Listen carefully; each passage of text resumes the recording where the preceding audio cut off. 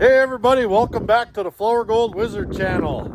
I've been spending my whole day moving snow. We just got a monster blizzard, so I didn't get to go out mining today. That doesn't mean we're not going to have some fun. We got all kinds of stuff in that shop over there.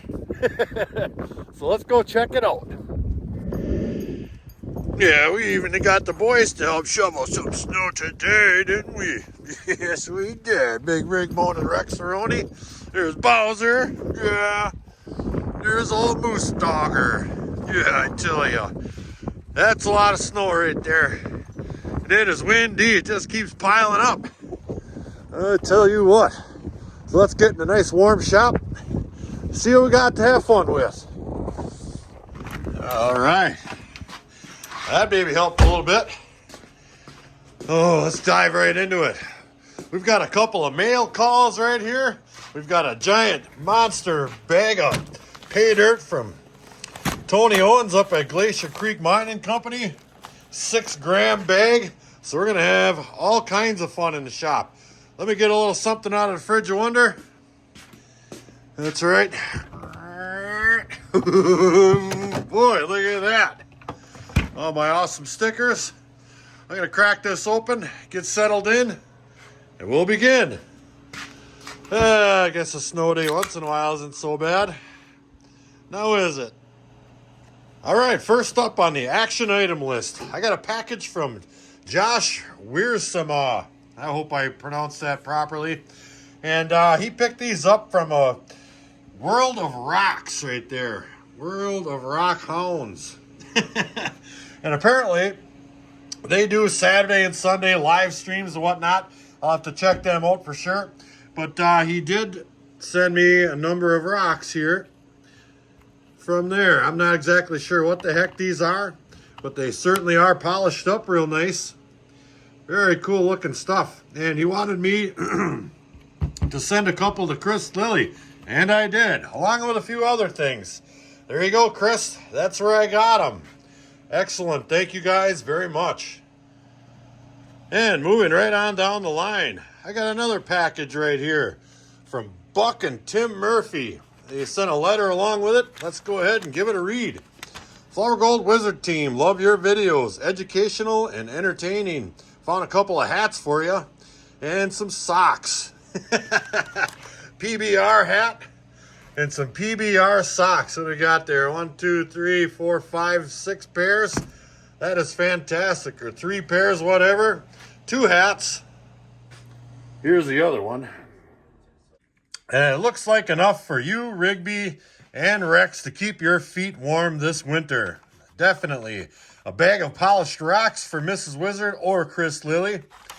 Or patrons, or your driveway. Funny stuff. Some meat sticks for the Flourgoldwizard team. You need it. You're hardworking miners. Well, we sure are. Just not today. We're hardworking snow shovelers. And last is some spare change. Keep the fun coming in 24. Cobbles from South Dakota. Buck and Tim Murphy. Very cool. Thank you guys very much. Now here's some of those rocks. Well, actually all of them. There's some absolutely fantastic rocks in this pile right here. Let me see if I can get focused in on some of them. Some of those are definitely 100% agates. Oh, my camera's really focusing nicely today. Looks like some Petoskey stones in there. And again, all of these have been polished. Look at these babies. Look at this one here. Wow. That stuff is absolutely incredible. Just incredible. There's another absolutely fantastic agate. Really, really cool stuff. And here's some meat sticks right here. Some habanero snack sticks from the Meat Lodge. That sounds like a good place to work, the Meat Lodge. And here's our spare change right here. There's a couple of copper coins right here, or copper rounds. We the people. Very cool stuff. I've got a number of copper rounds. I don't think any of them are all the same, but they're all very cool. Thank you very much. And a couple of bottle tops right here. There's a PBR, and then what is this one here? Grain belt. And 1 free drink right there from some bar or another. Take a little look. Very cool. Awesome stuff, man. Now we sure love getting the mail around here. We're always getting something cool from somebody cool. We just love it. Now this isn't all we have from the mail. I've got a little something special back there before we get to this big bag of pay dirt. And kablamo! This is what I got in the mail. Me and this guy, Wes, who's an engineer, have been working on this product right here for quite a while, and we've made numerous attempts and different versions of this thing until this, the final solution right here. We have a 6-inch, an 8-inch, and a 10-inch model of this, and it's called the Smooth Water 10, Smooth Water 8, Smooth Water 6. These things are absolutely fantastic, absolutely fantastic. Now the purpose of these is to have flat water with no bubbles, no turbulence, no anything. You can hook these babies up to any sluice you want. Look at this one here. This is my 8-inch version right here. This is my little river sluice right here, small version. Look at that. It's almost like a paper clip connector on there. It just slides right on, just like this. I'll try to do this with one hand there and one hand there. Piece of cake-ish. Well, basically it just slides on there, and you hook your water up underneath, and you have absolute flat, smooth water, which is exactly what you want when you're dealing with Flourgold. Because why? Well, because it floats. So let me grab that back off of there. Slides right on off. I'll put it back in the line. And the 10, that's same darn thing right there. Now this material here is darn near unbreakable. These have been through the freezer to make sure that it didn't get brittle in the ice cold temperatures. That is really something, let me tell you what. And I have another model over here which fits. It's got a little bit different design on the bottom, and that is because it fits on my 6-inch VDR sluice, which is quite thick indeed. That just slides right on there like that. Absolutely fantastic. But the time has come. Production time is here. He is currently making a batch of these. I will announce when I have them in hand and ready to roll and how much they are. I just wanted to show you guys that's where we're sitting with that. I'm excited, and I hope you guys are too. All right, it's pay dirt time. Now you guys know from watching my videos that I love to classify. It really helps to get everything the same size because of one thing, the golden rule. If everything's the same size, gold rules, because it's the heaviest. Just makes it that much easier to pan or to run over your sluice, etc. Where a small chunk of gold isn't fighting for space in your sluice with a larger cobble or a larger piece of gold for that matter. But I consider myself a fair panner, you know, a pretty decent panner. So we're gonna go ahead and we're gonna pan this whole bag out and see what we can get out of it for gold. I'll take that gold, I'll set it off to the side, and then I'll take all this material, put it back together, and then we're gonna classify it and pan it all again just to see if we missed any at all. Let me throw a little water in my tub right here, and we'll begin.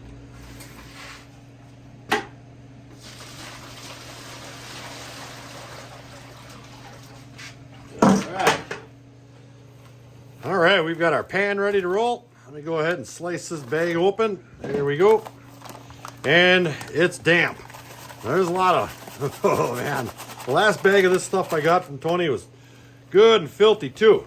So I think what I'm gonna do is I'm gonna go ahead and stir this around like this here, and I'm gonna dump off that mud into a different pail. Let me see if I can find one. Right here. Let me move the camera. I'll show you how dirty this stuff is. Dirty, filthy. All right, so let's keep going ahead and slurring it up like such. Dump out the mud. Grab a little more water. Here we are. Oh man. Normally I wouldn't mind too much, but there's 3 fresh feet of snow out there. And that makes it incredibly hard to go get water on the off the side of the house on the spigot. All right, one more time. There we go. That should do it. All right, let me set the camera back up right over here. Just like that. and we'll do a little bit of panning. Now you see what I mean by smaller gold fighting for space in your pan or your sluice with something like this. Well, guess what? The golden rule might apply if it was all the same size, but this is going to beat any small little flat piece of gold out there. But I'm going to leave it in there. I'm going to go ahead and do my best to pan this stuff out. Just like that. And you see all that light material getting washed out from underneath those larger rocks? They just sit there. And it's creating little turbulent pockets in the whole body of this stuff right here, where there might be a whole lot of water flow going around the side of a rock right here, and it's just washing that material right out. So I'll go ahead and scrape some of them big ones off. And that was a piece of cake to get down to next to nothing. Just like that. That's probably as far as I want to go with that. We can pull that back, and maybe we can see some gold. And absolutely we can. There's even a nice big chunker right here. Look at that one. Ooh-wee. Doink. All right, well, let me get this pulled back and I'll snuffer it all up, and we'll do the other half of that bag. Yeah, I'll just grab that clunker right there. All right, now I've done my best to get as much of the gold that I could see in this baby, all up in that corner right there. Now I am sucking up a little bit of black sand and other foreign objects, but that's just fine. The purpose of this particular part of the test isn't so much to get your gold perfectly clean as it is to see how much you can get out without classifying. So there we have it. Oop, that one little roly-poly one right there is giving me a headache. All right, we've got it. Now let me grab the other half of this bag, dump it in there like such, and we'll repeat. It's all stuck in there. All right, well, let's take our little squirter here. And we'll give that inside of that bag a good squirting. Just like that. Look at it, just mud coming out of there. Oh my goodness. Oh man. How are we looking? Still pretty dirty. Let me shape that bag a little bit. Like such. That should help. Okay. There we go. Yep. Oops. Yeah, it looks pretty clean. Nice. All right, let's repeat the dirt process. All right, fairly clean. And we'll try to get the gold out of this batch. I'm just going to go ahead and yank some of them larger bits out of there. I mean, even if you're going to do this without classifying in the beginning, you're still going to probably put your hand in there and yank some of those out. So we might as well be realistic about it. There we go. We get a nice side-to-side motion with the pan tipped at a fairly good angle. That'll keep most of that gold, I hope, down in that corner. Yeah, a lot of that small material moves right along with that big stuff you're trying to wash out of there, but that's the name of the game today, right? Okay, and one more. I'm going to do one more. There. I do see some good looking gold in there. Some real chunky stuff for sure. Look at all those pickers in there. Ooh, I could probably pick a couple of those up at the same time. Definitely. All right, let me get this one pulled back. We'll get this stuff off to the side. Ooh, it's looking good. But first, the fridge of wonder. All right, panning is complete. So I'm going to take everything in this tub. I'm going to dump it in a 5-gallon pail. Just like this. All the water, all the leftover material. Just like that. Get it all shook down to the bottom. There we go. It's in there. Then we'll take this here. This right here, my classifier set. Now I have 1, 2, 3, 4, 5, 6, 7 different sizes on here. It goes from a 1/4 inch all the way down to, I believe, minus 200. So I'll take this and I'll dump it right on top of that. Just like that. All right, now I'll just get a little bit more water, swish this all around, and we can pan these out.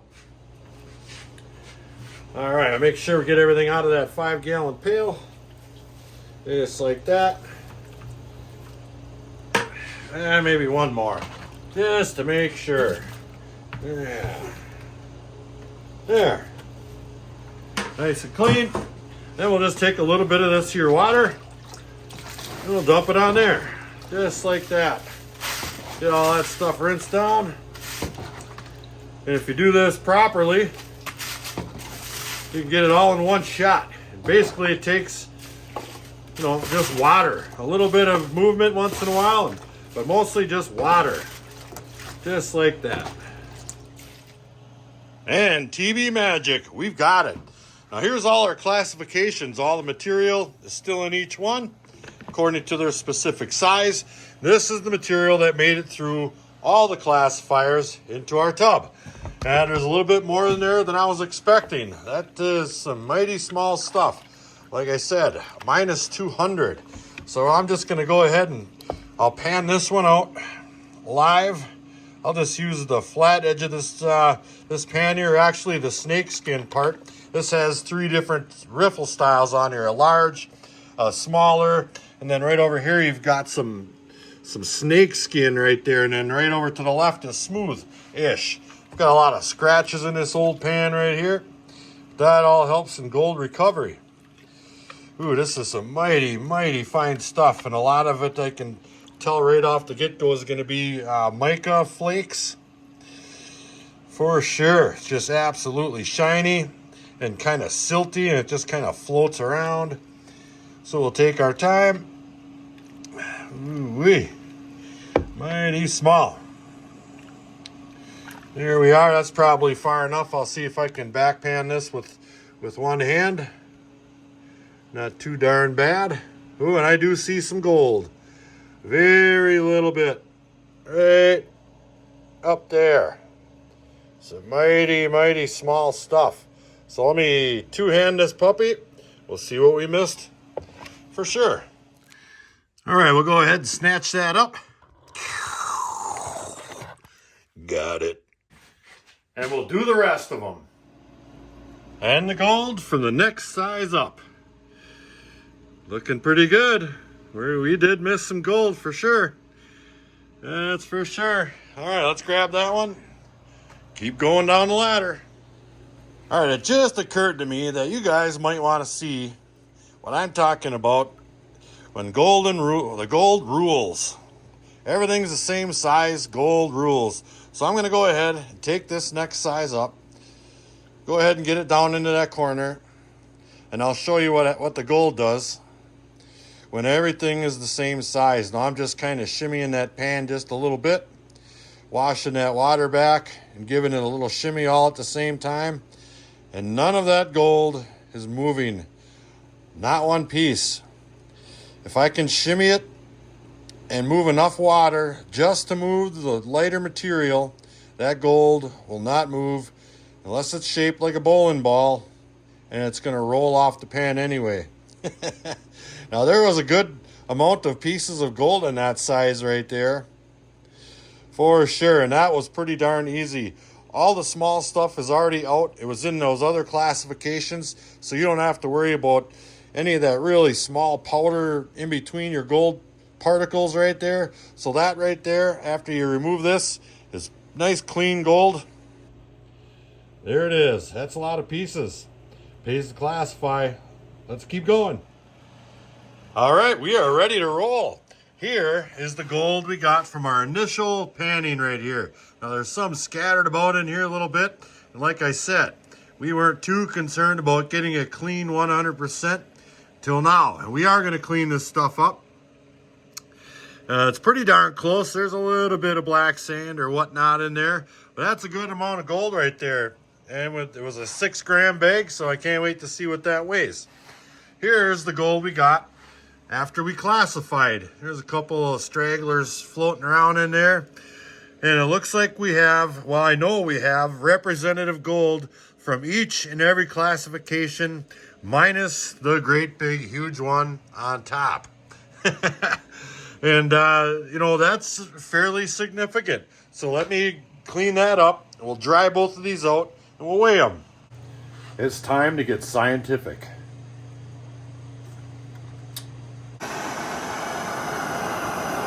Yeah.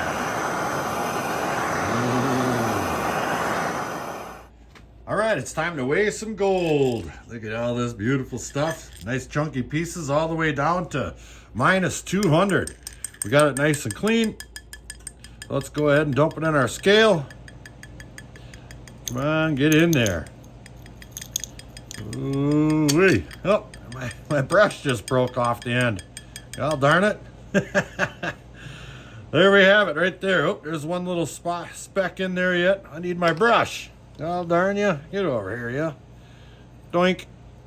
What do we got here? 6.928. That is fantastic. That's just what we did for panning. Let's dry out the other stuff. See how much more there is. All right, let's do it again. Here's the gold that we got after we classified right here. And that looks reasonably respectable right there. I'm certain that is a certain percentage of the overall. So let's find out. Yeah. Making some nice noise. Look at there. 0.415 of a gram. That's almost half a gram that we would have definitely missed if we didn't have to or have classified. It's just, it helps a lot. And there's the proof. Well, what do you think of the old snow shovel day? We didn't make it out to the creek, but we still had fun in here.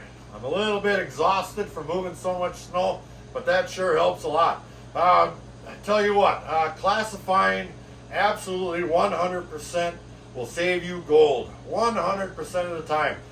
You know, out in the field, your test pan here, prospecting there, it may not always be feasible to bring a big stack of classifiers with you, but even if you just maybe bring one, even just to get the largest of the material down, because I mean everybody's out there is after flour gold anyway, so the smaller you can get that material, the better. Thank you guys for sending that awesome mail. We really appreciate it. I can't wait to slide on a pair of those socks. My feet are wet right now. And those hats, they're awesome. Now you can get those classifiers we used over there at High Plains Prospectors. I mean, they have every single thing you could possibly need in prospecting and mining equipment. Go ahead and check them out. There's a link below, plus a 10% off code. So until the next episode, like, share, subscribe. Please do leave a comment. It helps build our channel. Check out our Patreon page in the description box below. Flourgoldwizards out. You boys know what time it is? That's right. Snowball fighting time. Yeah. Oh, what a couple of dummies.